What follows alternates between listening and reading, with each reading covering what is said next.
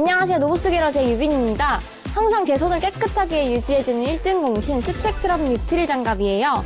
저는 정비할 때 오일이 손에 묻는 걸 방지하기 위해서도 사용을 하지만 여기서 게러지에서 청소를 할 때라든지 집에 가서 뭐 요리를 할 때 그리고 저희 게러지 오빠들은 피자 먹거나 치킨 먹을 때 이렇게 손을 사용해서 먹는 음식은 장갑을 꼭 끼고 먹거든요. 이렇게 오일 작업 말고도 사용할 곳이 아주 많이 있으니까 구매해서 꼭 한번 사용해보세요. 자, 안녕하십니까. 노보스 인더스트리 노사장입니다. 안녕하세요. 노보스게러제 유빈입니다. 유빈이 오늘 전체적인 스타일이 깔끔하니 이쁘장하네 아주 그냥. 맨날 정비하느라고 꾀죄죄 하더니 오늘 촬영한다고 그냥 한껏 멋을 부리셨어 아주 그냥. 오늘 하는 차는 로터스 아주 애매한 차죠. 에메라.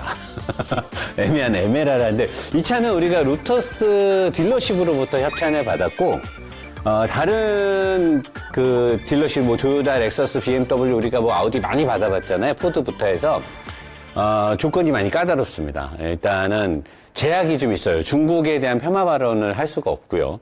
그 다음에 이제 로터스의 개발 배경을 잘 살려야 되고요.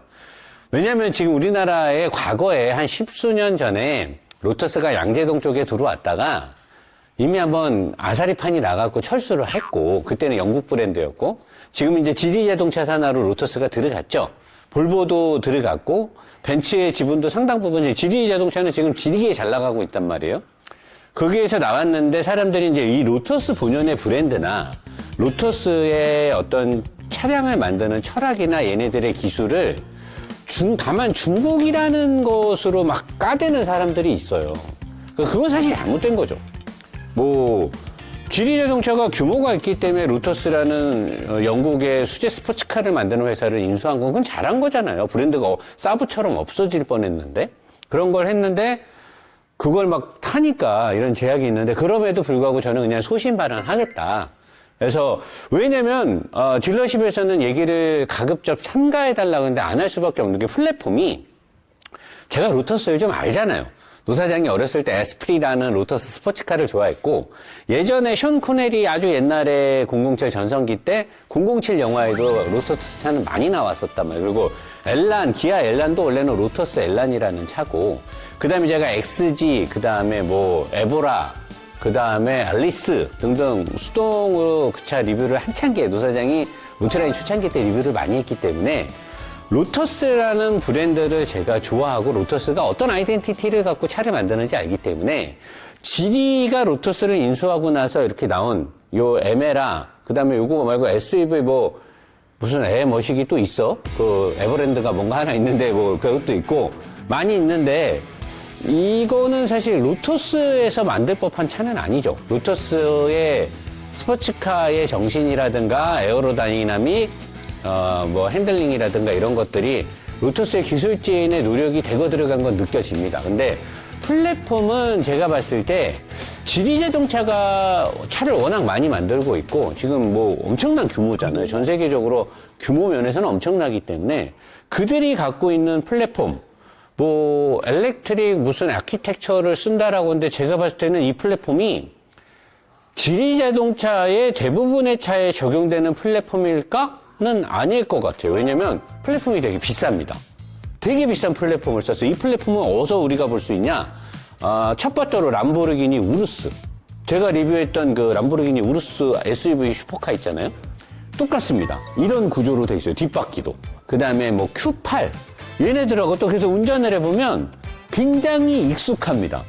굉장히 익숙하고 내가 또 이 차가 좋은 게 실내는 내일 리뷰에서 얘기하겠지만 실내에는 스포츠카, 슈퍼카를 만드는 로터스의 아이덴티티가 그대로 있어요.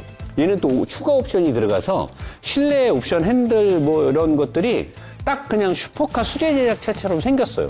마음에 쏙 들고 주행을 해보면 주행 느낌은 영락 없는 테슬라 플러스 BM 짬뽕. 왜냐? 감속기가 또 ZF 거예요. 그래서 이 차는 비싼 거는 다 때려 넣습니다. 그리고 실내 인터페이스 UI나 기능 작동은 테슬라 모델 Y를 타는 느낌이 그래서 야 중국이 참 짬뽕 좋아한다 그러는데 이게 비아냥거릴 짬뽕이 아닌 거죠. 이게 동네 뭐 진핑이네 중국집에 있는 그런 동네 짜장, 뭐 사천 짜장 이런 게 아니고 신라 호텔에 있는 중식집 짬뽕인 거예요. 이게 보통 짬뽕이 아니에요. 이게 비싼 거는 다 때려 넣었어요. 근데 조합도 잘 됐어. 잘 달립니다.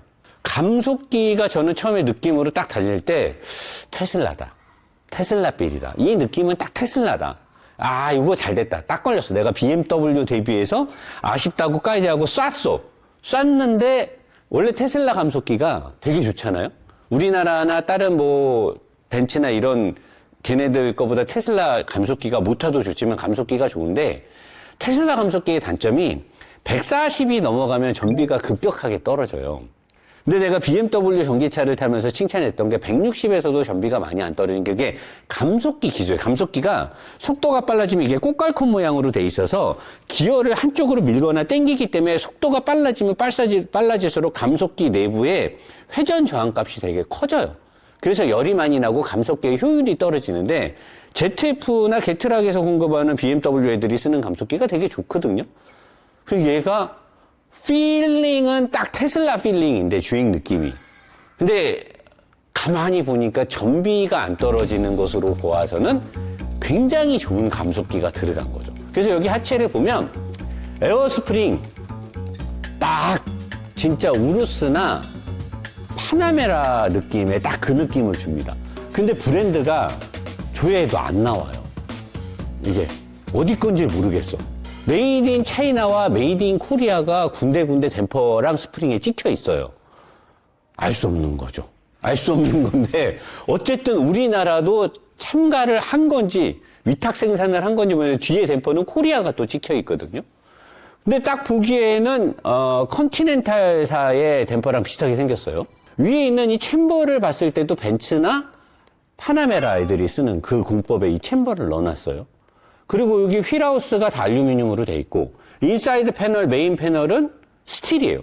근데 얘네가 이 지리 자동차에 원래 있었던 플랫폼을 썼다고 하는데 얘네가 되게 독특한 게 뭐냐면 내가 BMW 리뷰를 할 때, 전기차 리뷰를 할 때도 칭찬했던 게 전기차들은 여기에 있는 메인 배터리, 이 메인 배터리 엄청 이번에 찍히지고 이 메인 배터리의 이 케이스가 이 아노다이징, 다이캐스팅 이 공법이 얘네가 이게 배터리 용량이 100kW가 넘어서 그런지 몰라도 배터리의 케이스의 두께나 소재도 굉장히 있어 보이는데 얘네가 워낙 부피가 크고 넓고 무겁기 때문에 얘네가 메인 골격의 중심이라 봐도 될 만큼 배터리의 비중이 크거든요, 전기차는. 그러면 여기서부터 위로 올라가는 승객석으로부터 앞으로 나가는 앞에 전치물들, 앞에 서스펜션이나 그 다음에 서브 프레임 요거 알루미늄 합금으로 된 이거 되게 비싼 걸로 지금 했는데 이런 게 달리는 이쪽이 여기가 지금 스틸이거든요. 그러니까 이런 서브 프레임이나 앞쪽에 전치물 메인 이거 인사이드 패널을 달려면 승객석과 배터리 쪽으로 이렇게 여기 붙였잖아요. 여기랑 요 위쪽에 붙이는 부분이 내가 그때도 이제 전기차는 메인 배터리를 중심으로 앞뒤에 전치물들을 붙여야 돼. 바퀴를 달 수 있는 곳. 얘네가 소재가 달라요. 이 배터리랑 얘네가 스틸이 됐던 알루미늄 합금이 됐던 맥라렌, 람보르기니, 페라리 등등해서 얘네 가운데 사람이 타는 요 승객석의 전체 덩어리와 앞뒤에 서스펜션의 바퀴나 이런 것들을 붙이는 요 서브 프레임들을 붙일 때 똑같은 소재를 써서 똑같은 용접이나 리벳이나 뭐 스팟이라든가 여러 가지를 하면 이질감이 없는데 뭐 슈퍼카 같은 경우는 여기는 카본을 쓰고 어떤 애들은 여기는 뭐 알루미늄 합금을 쓰고 또 승객석이 찌그러지면 안 되니까 기가 스틸을 쓰고 앞쪽에 BMW처럼 뭐 알루미늄 합금에 좋은 뭐 진동 펄스를 상승시킬 수 있는 이런 거 쓰면 이제 하이브리드가 되는 거예요. 소재가 다른 게 붙는단 말이야. 그러면 카본에 또는 스틸에 기가 스틸에 알루미늄 합금을 붙이든 뭘 붙이든 붙이면 얘는 지금 요거는 자석이 안 붙는 소재예요. 메인 프레임은 스틸이란 말이에요. 여기는 스틸 딱딱해야 되니까. 그리고 여기는 알루미늄 합금이죠. 그럼 이게 이제 하이브리드로 접착이 된 거면 강하게 하체에 충격이 오면 얘네들이 뭐 좋은 승차감을 위해서 알루미늄 다 썼잖아요. 근데 어찌됐건 간에 여기서 승객석으로 연결되는 이 부분이 다른 느낌으로 진동 펄스가 올 때 알루미늄 합금에서 스틸로 넘어갈 때나 알루미늄 합금에서 카본으로 넘어가면 진동 펄스 값이 바뀝니다.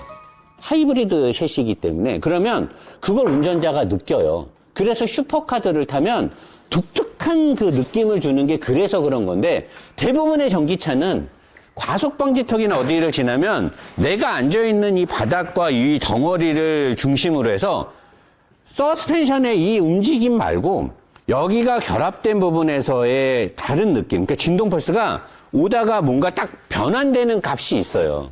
그걸 운전자들이 느껴요. 탁 하고 뭔가 달라지는 게. 근데 얘는 그게 없어. 그래서 내가 차를 운전하면서 신기하다. 신기해. 이거를 없애려면은 뼈다구 개발에다가 엄청나게 돈을 써야 될 건데. 근데 사실 지리자동차는 돈이 지리게 많잖아요. 가능한데, 야, 나는 뭐가 진짜 참 부럽고 얘네들을 좋게 보고 싶냐면 중국이라는 우리의 선입견이 있는데 지리자동차가 돈이 많은 회사가 로터스라는 브랜드를 갖고 왔어. 그럼 로터스 엔지니어나 그쪽에 관련된 사람들은 자기네들 그 브랜드에 대한 자부심이 얼마나 강하겠습니까? 프라이드가. 나는 그 프라이드를 다 지켜준 결과물이 아닐까라고 싶어요. 보통은 대기업들이 이런 영세한 망하고 있는 어려운 기업들을 인수하면 철저하게 그냥 다 공중분해시키죠. 그리고 그거를 다 뽑아서 내 걸로 만들어서 나를 살찌우려고 하는 이런 나쁜 그 갑질이 많잖아요. 근데 로터스의 경량 그 스포츠카에 뛰어난 애들, 로터스는 옛날에 1000km가 넘는 차는 차로 인정을 안 했어요. 그만큼 스포츠에 목숨을 거는 애들인데 얘를 운전하면서 물론 얘는 2600km에 육박하기 때문에 로터스의 정신에는 완전히 위배되는 차인데 전기차로 가면서 나는 로터스가 2인승 그 에미라 같은 그런 멋진 전기차가 나올 거라 예상을 했는데 그게 아니더라고요. 왜냐면 그런 작은 멋진 전기차는 만들 수가 없죠. 주행거리가 한 200km도 안 나올 테니까. 근데 얘는 진짜 내가 딱 타면서 로터스라는 브랜드가 영국에 만약에 살아있을 때 누군가가 돈만을 많이 줘도 로터스도 이렇게 만들지 않았을까. 그만큼 완성도가 되게 높습니다. 뼈다구에. 그래서 위에 있는 이 어퍼암 2개, 요 넓이, 그 다음에 이렇게 땅콩 모양으로 된 이 형상, 그 다음에 이 너클암, 그리고 밑에 있는 이 스티어링 암, 여기 꺾어놓은 각도, 여기 잡고 있는 방식, 그 다음에 스러스트암으로 빠져 있고, 여기에 이렇게 엄청나게 비싼 알루미늄 합금의 서브 프레임, 요거는 다 여기에 잡고 있는 레벨 센서를 잡고 있는 게 차고 조절 레벨 센서인데 이런 모든 형상이 딱 우루스에서 봤던 거랑 똑같아요. 카이엔하고. 이걸 딱 봤을 때 비싸다. 정말 진짜 칭찬해주고 싶고 이따 밑에 가서도 내가 칭찬할 게 좀 있는데 그리고 브레이크는 카본을 굳이 쓸 필요는 없잖아요. 서킷 가서 그렇게 할 게 아니면 얘는 딱 보면은 브렘보 이태리의 그 브렘보 회사 거랑 똑같이 또 요 안에 벨하우징이 자석이 안 붙는 소재예요. 그리고 요거 딱 디스크는 딱 생긴 건 브렘보 스타일인데 근데 브렘보 마크가 안 보여. 보통 이렇게 조그맣게 브렘보라고 써있는데 안 보여. 지리는 이제 돈이 많으니까 지네가 또 싹 했을 수도 있지. 근데 자석이 안 붙고 방열에서 내가 어제 급브레이크를 몇 번 때려봤는데 좋습니다. 다른 전기차랑 다르게 이게 스틸인데 브레이크가 밀림이 별로 없어요. 브레이크 밟으면 자세 제어도 되게 잘해요. 그래서 나는 이 모든 것들이 로터스에 원래 있던 엔지니어들이나 그 로터스의 그 직원들이 정말 심혈을 기울여서 만들지 않았을까. 그리고 지리자동차가 이 플랫폼을 메인으로 갖고 있다. 그리고 이거를 자기네들이 만드는 고성능 전기차 이 플랫폼을 쓰겠다 그러면 사실 고성능 시장에서 타이칸, 그 다음에 뭐 벤츠는 어차피 지리 산하에 있는데 다른 회사들이 만드는 아우디 이트론 GT, 뭐 타이칸하고 형제차인데 걔네들이 얘네랑 경쟁을 했을 때 과연 하드웨어적인 설계에서 자기들이 월등히 앞선다라고 말할 수 없을 겁니다. 이 하드웨어적인 구성이 정말 이 차는요 중국 지리 산하의 로터스가 아니라 정말 잘 만들었어요. 정말 잘 만들었고 처음에 내가 민성이가 차가 듣고 갔을 때 대표님 이게 깡통이 뭐 1억 4천 얼마고 뭐 많이 나가는 건 1억 7, 8천이고 뭐 이 차는 옵션이 뭐 휠 옵션에 색깔 옵션에 뭐 실내 옵션에 뭐 이 창문 썬루프 옵션에 뭐 해서 2억입니다. 그래서 야 씨발 미쳤냐 로터스를 2억 주고 사게? 근데 내가 옛날에 리뷰했던 타이칸 그게 3억짜리인가 그러잖아. 제일 비싼 거, 터보 S.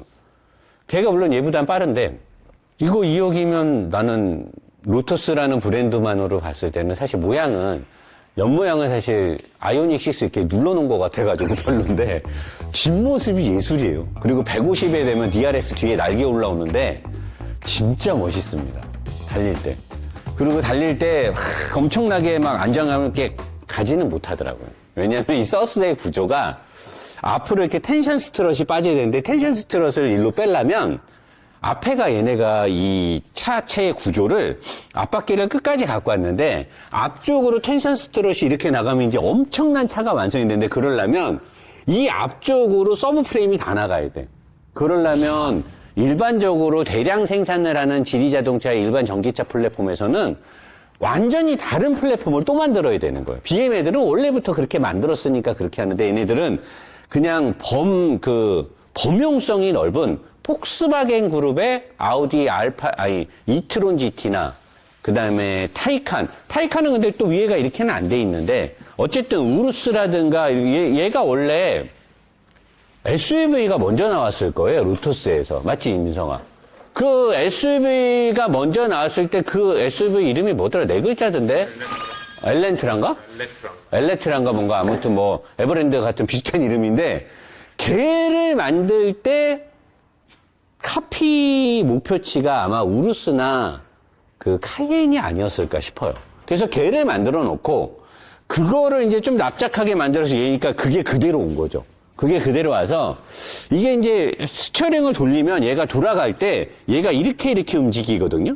그래서 얘를 완전히 카빙으로 이렇게 꺾지는 못해요. 이렇게 비슷하게 돌아가는데 그래서 약간 이렇게 움직이기는 하는데 정확성이 엄청 좋아요. 그러니까 여기에 들어가는 부싱이라든가 이 우레탄이라든가 이 부트가 워낙 좋고 굉장히 단단하고 알루미늄을 잘 써서 일단은 나는 하체 후리기에서는 로터스 이 에메라는 높은 점수를 주고 싶습니다. 뒤로 가겠습니다. 자, 이제 뒤로 와서 여기 보세요. 이 투어 컨트롤 링크 쪽에 위에 업함 2개. 요거 딱 우루스랑 카이엔이에요. 밑에 있는 로우암 형상도 마찬가지고. 요거 딱 진짜 우루스랑 똑같고 여기 위에 있는 이 업함 얘도 마찬가지. 근데 얘네는 로터스는 내가 좀 인정해주고 싶은 게 걔네들은 얘를 알루미늄 합금을 쓰거든요. 이 트레일링 링크를. 여기는 밑에서 찍어볼래 얘? 요거를 알루미늄 합금을 쓰는데 로터스는 얘를 스틸을 썼어요. 얘를 스틸을 쓰게 되면 뒷자리나 내가 운전할 때 뒤에가 세게 칠 때 얘가 진동 펄스를 전달하는 걸 운전자가 느낄 수 있습니다. 느껴지거든요. 근데 얘를 이걸 씀으로써 고속에서 서킷 같은 데 들어갔을 때 강성 유지라든가 강하게 이 너클함을 잡는 데는 얘가 유리하죠. 그러니까 얘네가 이 비싼 차를 만들면서 싸그리 몽땅 다 알루미늄을 썼는데 돈을 아끼려고 이거를 기가 스틸을 썼을까요? 아니라는 거죠. 얘네는 BMW처럼 아는 거죠. 여기는 승차감보다는 강성이 필요하다는 걸 알기 때문에 다 알루미늄을 썼는데 얘만 딱 스틸을 하나 쓴 거예요. 강하니까. 강하게 얇게 잡기 위해서. 이런 걸 봤을 때 정말 대단한 놈들이다 라고 말하고 싶고 뒤에도 전기차니까 앞뒤의 무게 편중 비중을 가늠할 수가 없잖아요. 왜냐면 제일 무거운 배터리가 가운데 있으면서 뒤에도 디스크가 엄청납니다. 거의 뭐 아벤타도르나 리뷰엘토급에 들어가는 크기가 들어있고 뒤에 캘리퍼도 장난 아니고 그리고 전기 모터와 감속기가 엄청나게 높죠. 얘는 거의 600마력대잖아요. R은 900마력대고 그러니까 이 전기 모터와 감속기를 잡아주는 서브프레임이 엄청난 합금, 알루미늄 합금으로 있고 거기에 서스펜션 암들이 들어가 있는데 걔가 붙이는 곳이 위쪽에 차체 강성이 필요한 데는 스틸인데 걔네들이 붙는 여긴 또 다 알루미늄이에요. 그러니까 소재에 대해서 공학적인 설계와 아낌없는 재료비가 싸그리 몽땅 다 들어갔다고 봐야 되는 거고 이 댐퍼가 코리아입니다. 우리나라가 이렇게 대단한 회사예요. 그리고 이 에어스프링이 중국 거 같기는 한데 에어스프링이 참 좋아요. 내가 처음에 이 차 타고 에어스프링인지 몰랐잖아. 그 정도로 세팅을 했는데 언제 내가 알았냐? 막 다니다 딱 섰어. 가만히 있다가 갑자기 차가 슉 올라가는 거야. 그래서 뭐야? 슉 올라가는 건 에어스프링이잖아요. 달릴 때 보니까 싹 또 차가 내려가. 그때 알았어. 에어스프링이라는 거를. 그 정도로 에어스프링 세팅 값을 되게 잘했습니다. 자, 밑에 가서 진짜 그걸 보여드릴게요. 자, 이제 밑으로 와서 이 차가 정말 내가 마음에 드는 게 일단은 앞쪽 모터는 뒤쪽보다는 약할 거예요. 뒤쪽에 센 모터를 넣고 앞쪽에 약한 걸 넣는데 앞쪽 모터를 잡아주는, 모터와 감속기를 잡아주는 마운트가 이 차체 서브 프레임에 바로 붙이지 않고 엔진 미션 마운트 내연기관들 차처럼 여기다가 이렇게 마운트가 따로 있지? 그 여기 보면 옆으로 이렇게 꽂히고 두 개 위에 꽂히고 이 안에 다 부싱 들어가고 여기 부싱 들어가고 그 다음에 이렇게 마운트를 달고 여기서는 이렇게 잡고 동서남북으로 잡는 게 제일 좋은데 뒤에는 수평, 여기는 수직. 여기 보면은 여기 있지, 유빈아. 요거 수직으로 꽂았잖아. 여기가 지금 꽂히는 데인데 여기도 마찬가지로 수직으로 이렇게 딱 꼽아가지고 이쪽에서 찍으면 나올 거야. 그러니까 모터와 감속기를 아주 제대로 딱 잡고 있는 거고 이 서브 프레임이 진짜 이거는 완전 그냥 돈덩어리인데 얘 이제 스티어링 느낌을 하나 보려면 스티어링 로드가 요게 이제 자석이 딱 요게 그냥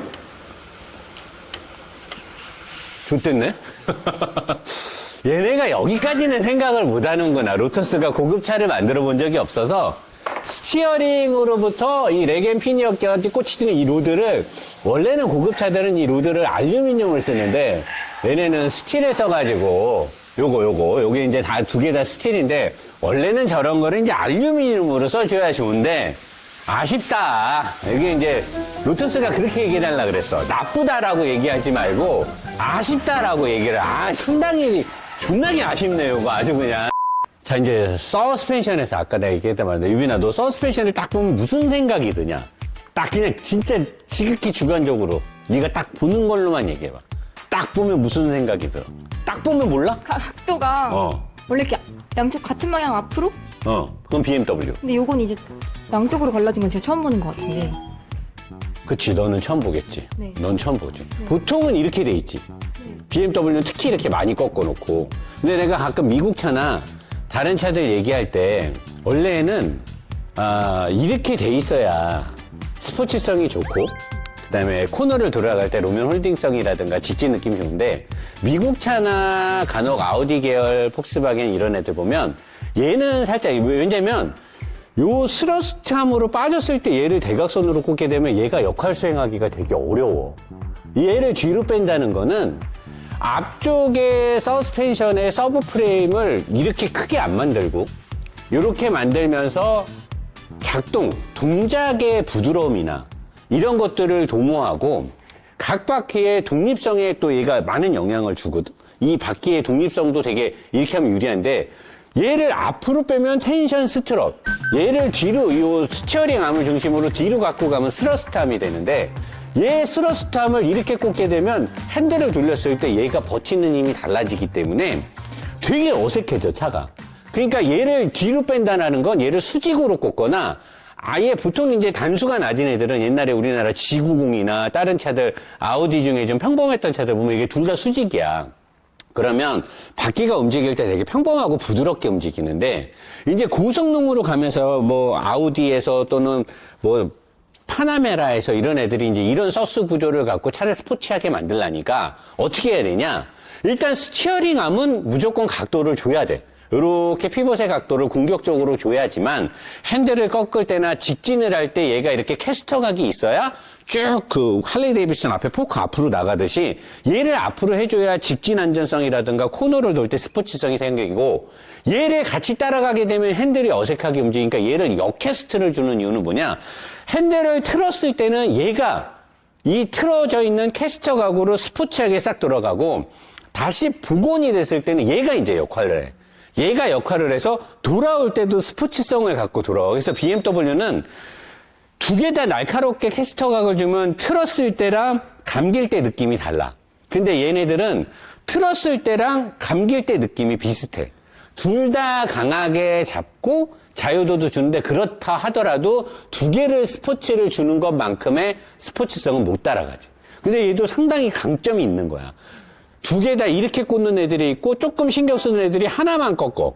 근데 얘는 하나는 꺾고 하나는 뒤로 꺾었다는 거는 어쨌든 우루스나 카이엔을 그대로 갖다가 쑤셔 넣었다고 보면 돼. 이건 되게 잘한 거고. 자, 그리고 서브 프레임을 봤을 때 유빈이 네 눈에 보이는 거 뭐 있어? 아까 이게 좀 느려가지고 그건 왜? 대표님이 이런 데를 보호하지 않으면 화재 위험성이 있다고 하셨지 않나요? 너 내 영상 엄청 보는구나. 아, 부담스럽다. 아주 그냥. 스토커 수준이네, 아주 그냥. 얘는 이쪽을 보면 알겠지만, 달아서 얘는 구조적으로 하는 게 없어. 원래대로면은 얇게 연결을 하는 다른 방식으로 하는데 이걸 네모나게 해서 여기를 사다리 이렇게 계단 모양으로 한 이유는 뭐냐? 얘를 단 이유는 딱 하나야. 하체 쪽에 어떤 충돌이 있을 때, 연성을 타고 차가 넘어가거나 했을 때 뭔가가 와장창 치고 지나가면 우리나라 차는 여기로 이렇게 아루를 져놨어. 왜냐면 내연기관차들이 글로 배기라인하고 뒤에 후륜구동 샤프트가 나가니까 내연기관이 쓰는 서브 프레임을 갖다 그대로 전기차에 꽂으니까 이렇게 아루가 져 있단 말이야? 근데 여기에다 배터리 전압선하고 냉각수가 들어가고 나가는 데는 다 배터리, 이 리튬이온 배터리 밑에 가운데 있단 말이야. 근데 여기를 이렇게 아루를 져놨으면 우리나라 전기차들 가끔 그때 부산 쪽에 그 톨게이트 사고 난 거 보면 연석 같은데 탁 치고 올라가면서 불이 난단 말이야, 차가. 탁 치고 올라가면서 돌 같은 게 빵 때리고 여기를 빵 때리면은 여기 차가 움직이고 있었으니까 얘가 되게 뜨거울 거 아니야. 근데 일로 냉각수가 들어가고 나와야 얘가 식는데 여기 어디를 빵 때려갖고 여기서 합선이 나거나 냉각수 선이 파손이 되면 그러면 이제 바로 배터리는 바로 열폭주로 가는 거야. 그래서 불이 난단 말이야. 근데 내가 테슬라가 이런 게 잘 돼 있다 칭찬했었고 BMW도 이런 거 잘 돼 있다 내가 칭찬을 했어. 근데 최근 나온 현대 기아 전기차는 내가 리뷰를 아직 안 했지. 근데 얼마 전까지 했던 작년 재작년까지 했던 현대차들은 기아차들은 여기가 이 서브 프레임을 전기차 거를 만들면은 그렇게 안 만들어. 내연기관 차 거를 그대로 갖다 꽂으니까 그런 문제가 생기는 거야. 근데 얘는 전기차인데 원래 이렇게 안 해야 되는데 이거를 별도로 만든 거든. 이걸 별도로 만들면 사실 얘가 이렇게 꺾여서 절곡을 해놓으면 얼마나 단단하겠냐. 웬만한 바위를 갖다 때려도 밑으로 으스러지겠지. 일로는 안 가겠지. 그러니까 이거를 되게 잘 만들었다. 이런 것만 봐도 뭔가 좀 잘했다. 이런 게 보이는 거고. 요거 뭐게? 소재가 무슨 방음 소재 같은데 만져보니까 컴프레셔 오, 에어컨.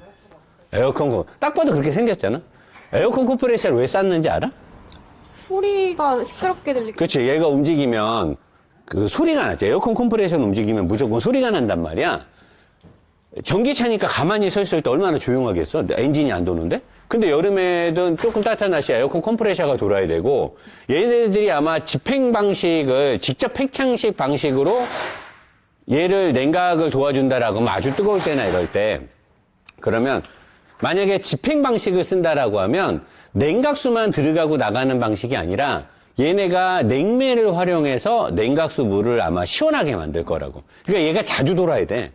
자주, 그러니까 실내 에어 컨디셔닝을 위해서만 도는 게 아니라 이 메인 배터리를 전기차가 메인 배터리를 식힐 때 한여름에는 냉각수 물도 안 시원할 수도 있잖아요. 그럴 때는 냉매가 직접으로 배터리 쪽 안쪽으로 냉매 라인을 넣어가지고 하는 방식도 있고 냉매를 이용해서 냉각수 온도를 급격하게 일단 떨어뜨려. 그리고 걔를 돌려가지고 얘를 식히는 경우도 많단 말이야, 고급차들은.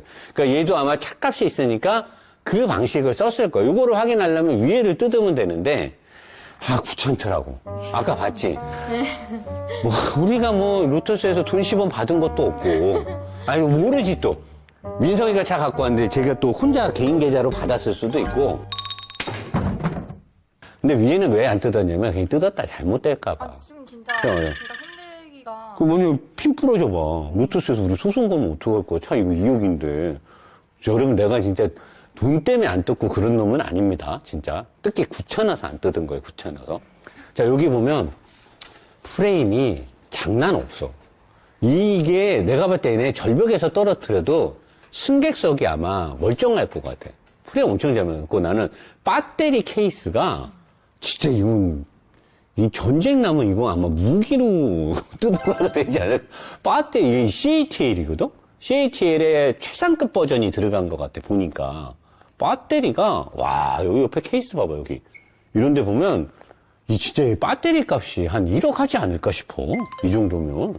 어마어마한 배터리가 들어간 것 같아. 아까 우리가 좀 내가 자세히 얘기 안 했는데, 얘가 승차감이 되게 하드하고 딱딱한데 에어스프링 세팅도 잘했는데, 이 서브 프레임이 엄청난 이 알루미늄 합금도 있는데, 스티어링암, 스러스트암, 댐퍼 포크를 이렇게 두꺼운 알루미늄 합금을 쓰는 거야. 거기다 너크랑. 그러니까 온통 다 알루미늄에 연결되고, 댐퍼가 꽂히는, 스프링이 꽂히는 위에 휠하우스도 다 알루미늄이에요. 그러니까 굉장히 부드러운데, 굉장히 뻑뻑하고, 단단하게 세팅을 해놨어. 이게 되게 고급 기술이야.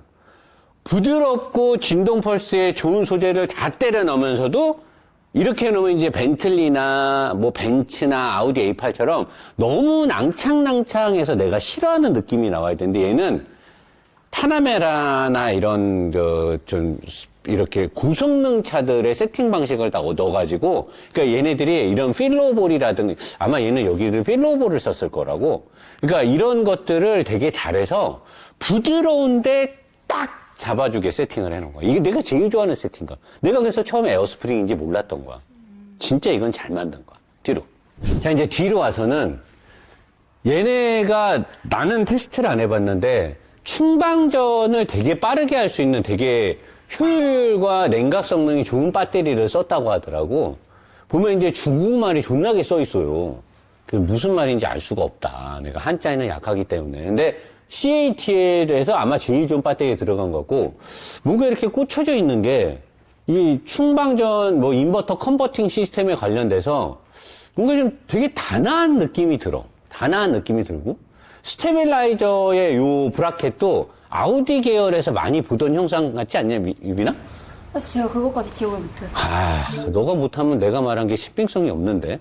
그런 걸로. 일단은 내가 봤을 때는 아우디, 폭스바겐 계열의 등치 큰 차들이 있어. 왜냐면 스테빌라이저에 꽂히는 이 할때링크가 이게 알루미늄으로 이렇게 딱 바나나 같이 꺾어놔가지고 이거 되게 좋잖아. 그리고 요게 이제 굉장히 강한 건데, 보통 아우디급의 다른 2급의 덩치들은 얘를 알루미늄 합금을 쓰거든? 근데 얘는 이거를 기가스틸을 딱 써버린 거야. 엄청 좋고, 얘네가 BMW의 다른 차들하고 다른 게, 얘네는 이런 데가 이제 필로볼이 안 들어가. 보통 BMW에서 고성능 스포츠나 이런 애들은 필로볼을 쓰는데, 얘네는 다 부싱을 쓴 거야. 다 부싱을 썼는데, 근데 부싱 기술이 엄청 들어간 거지. 전혀 흔들림이 없어. 근데 딱딱하지도 않아. 그러니까 내가 딱 좋아하는 세팅을 갖고 있어. 딱 좋아하는 세팅. 모양 빼고는 나는 옆 모양이, 사실 옆에서 누가 다른 차들 따라서 보면 막 달려. 옆모습을 보여주기 싫어서. 아이오닉 6로 착각해요. 아이오닉 6를 위에서 찌부시켜 놓은 디자인이거든? 그것 빼고는 뒷 디자인을, 그리고 막 전기차들이 뒤에 엄청 붙어. 내 거 뒤에 찍으려고. 엄청 따라 붙어. 너 어디가? 뒤에 보러 간 거야? 뒤에 날개에 막 DRS 막 이따만하게 올라오고 장난 아니야. 자, 그리고 너클암 되게 잘 돼 있고, 요것도 여기 메이드 인 차이나 딱 찍혀 있는데, 요것도 폭스바겐 계열 거랑 비슷하게 생겼어. 완전히 진짜 비슷하게 만들어 놨고, 여기 있는 요 뒤에 토 컨트롤 쪽에 있는 뒤에 암도 그렇고, 여기에 보강대를 넣어갖고 여기 배터리랑 얘를 잡은 것도 되게 신기해. 왜냐면 여기에 피봇에 하드 포인트거든? 서브 프레임이 하드 포인트인데, 여기에도 엄청난 기술이 들어가. 모든 차에는 이 하드 포인트에 여기다가 얘 배터리를 꽂아놨다라는 건, 이것도 되게 신기해. 보통은 여기다 안 꽂고 이걸 그냥 따로 볼팅하는데, 이거를 여기다 꽂았다는 건 어떤 충격에 의해서 배터리에 어떤 잔진동 펄스가 생기면 걔가 차체 쪽으로 바로 못 가게 하려고 한 게 아닐까 싶은, 이런 것도 설계를 나는 되게 잘했다고 보고. 뒤쪽에도 보면 여기 봐봐. ZF 딱 찍혀 있잖아. 이게 감속기를, 지금 모타랑 감속기를 ZF로부터 받는 것 같아. ZF 딱 찍혀 있잖아. 이걸 봤을 때 얘네가 이걸 만드는 데 의해서 돈을 아끼지 않았다. 근데 진짜 밟아보면 전기차 웬만한 차들을 탔을 때 여러 차랑 비교해 봤을 때 정말 주행 느낌이 되게 좋아. 주행 느낌 되게 좋고, 서브 프레임도 엄청나고, 얘도 마찬가지. 뒤에도 이쪽은 이렇게 잡고, 양쪽으로 잡았잖아? 이쪽은 이렇게 잡고. 그러니까 이렇게 해갖고 수평으로 딱 잡아서 얘 흔들림을 정확하게.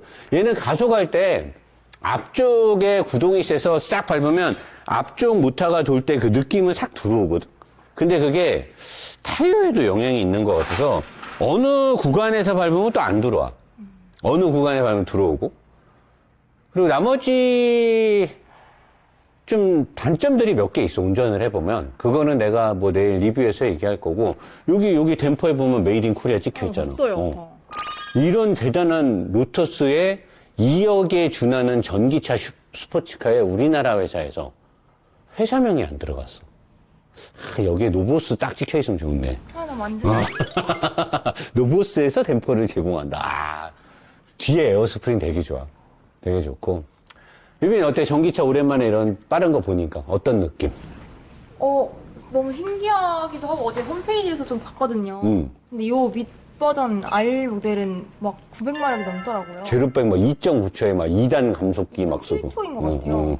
진짜 의미가 없다. 신기한데 제가 탈 수 있는 차는 아니니까. 얘는 120km까지는 가속한다는 느낌이 안 난다. 달리다가 뭐 옆차가 무엇보다 딱 밟으면 바로 120이야. 그래서 이제 130부터 200까지 갈 때는 느낌이 나. 속도가 올라가는 느낌. 근데 0에서부터 120까지는 아예 느낌이 없어. 그냥 달리다 보면 뭐 해서 내가 신호에서 뭐 빠져나가 딱 밟으면 120이야. 근데 되게 신기한 게 옛날 차들은 계기판의 속도와 GPS 속도의 편차가 있어. 요즘 차들은 별로 없거든? 많이 나야 한 5km, 3km. 근데 얘는 평상시에 계기판의 속도의 오차 범위가 5km. 그러니까 무조건 나. 30이면 실제 속도는 25. 50이면 45, 실제 속도. 그러다가 120이 넘어가면 편차 속도가 7. 얘가 130km일 때 실제 속도는 123. 150이 넘어가면 편차 속도가 10. 왜 근데 요즘 차인데? 내가 볼 때는 로터스가 차가 너무 빠르니까 운전자한테 더 빠르다라고 인식시켜 주려고 한 게 아닐까라고 긍정적으로 해요. 왜냐면 로터스 측에서 까는 거를 좀 좋게 얘기해달라는 그런 협조문이 왔기 때문에 5km 정도 차이 나는 건 상관없으니까. 10km 차이 나는 거. 빨리 안 달리면. 근데 그거는 의미가 없는 것 같아요. 왜냐면 우리나라가 제한속도가 최고가 110이니까 150부터 10km 편차가 난단 말이야. 상관없네요. 그럼 150을 왜 달리냐고, 미친놈아. 150을. 110km가 제한 속도인데. 그러니까 일반인들한테는 전혀 상관없는 속도다. 근데 나는 근래 탔던 차 중에 이렇게 속도 편차가 나는 차는 처음 봤어. 그거 빼고는 뭐 몇 가지 더 있어. 그건 내가 리뷰에서 얘기할 거고. 하체를 봤을 때는 로터스의 에메라는 정말 잘 만들어진 차입니다. 그리고 지리 자동차가 이렇게 다른 브랜드를 인수해서 차를 개발할 때 사실 볼보를 성공시켰잖아요. 이미 검증이 됐고.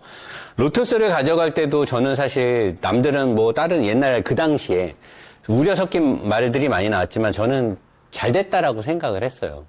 차라리 그렇게 자본이 많은 회사가 가져가서 로터스 엔지니어들 과거에 10년 전, 20년 전에 얼마나 힘들었겠습니까? 그 팔리지도 않는 구닥다리 차가지고 맨날 전전긍긍대고 우리나라 양재 쪽에 과천 쪽에 로터스 코리아 들어왔다 망해서 나가고 다 그랬는데 그 덕에 제가 앨리슨이 엑스진이 뭐 시컨 타기는 했는데 어쨌든 이렇게 로터스가 정말 풍부한 자금과 기술을 갖고 좋은 설계를 바탕으로 해서 이런 대단한 차를 만들었다는 게 참 부럽고 우선이 형도 좀 진짜로 차를 좋아하는 뭐 돈만 벌려는 생각이 아닌 진짜 자동차 회사의 CEO로서 생각이 있다라고 하면 여러 방면으로 좀 다양한 생각을 가져줬으면 하는 바람이 있습니다. 마지막으로 유빈이 할 말은? 이런 차 꼭 타보고 싶어요. 언젠간 타겠지. 언제? 죽기 전에. 다음 생에는 가능하지 않을까. 네, 본편에서 로터스 에메랄드 자세히 알려드려서 고생했고 주세요. 플라스를 하겠습니다.